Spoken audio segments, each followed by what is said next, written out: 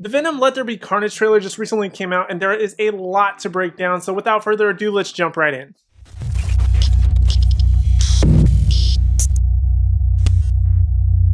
Hey everyone, welcome to the Animated Apparel Company YouTube channel. I'm your resident superhero nerd, Aaron Waller, and today, as you heard in the intro, we're talking about Venom 2, so let's dive right in. The trailer opens with a very chaotic Venom making breakfast for him and Eddie, and it doesn't look like a lot has changed since we last saw these two.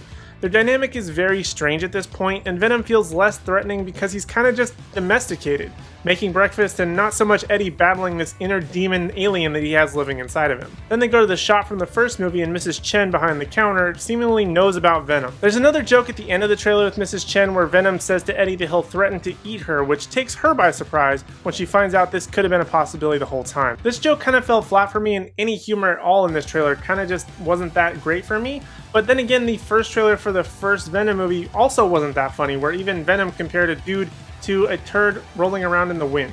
Rolling down the street like a turd in the wind. He also seems to be doing various crime-fighting things, but still with the rule of no eating people, or at least it seems that way. But it could just be a threat, and Venom won't actually eat this dude here. For the most part, it looks like Eddie's going to be going back to his reporting gig in San Francisco, but he's actually maybe working for a very interesting company, the Daily Bugle. As we see here, there's a police officer reading from a copy of the Daily Bugle, but not just any copy of the Daily Bugle. This one's special, because it's actually the same logo and format of not the MCU Spider-Man, but the Sam Raimi, Tobey Maguire Spider-Man movies. So who really knows what universe this is supposed to be taking place in? Is it part of the MCU?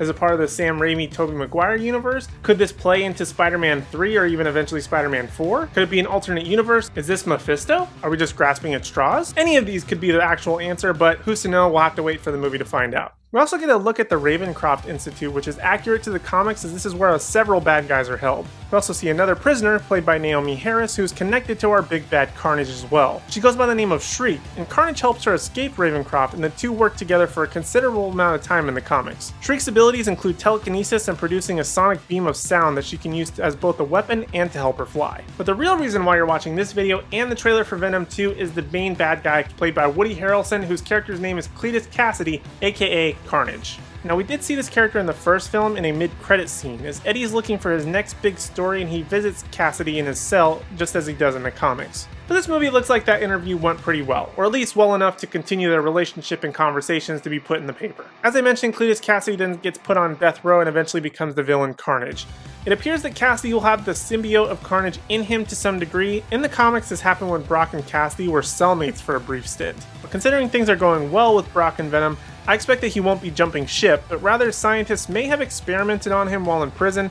They considered it a failure, and then with the lethal injection gets put in, the symbiote takes a fight or flight response, and thus Carnage is born. Now, the overall look of Carnage I think is just sort of okay. If this was any other character, any other symbiote character, I wouldn't be that surprised. The red isn't that vibrant for the character, so without the context clues of his name being in the title, the actual character, any of those little pieces there, this could have just been any other symbiote. I hope that this muted red shines a little bit brighter in the context of the movie, considering that it's such a huge part of knowing who Carnage is. It's just like this vibrant red, and it just looks so creepy and weird and cool at the same time. I really hope they put more contrast into his character. Overall, with this trailer, I felt very much like I did with the first trailer for the first Venom movie. I thought it was just sort of okay. I didn't have the greatest of expectations.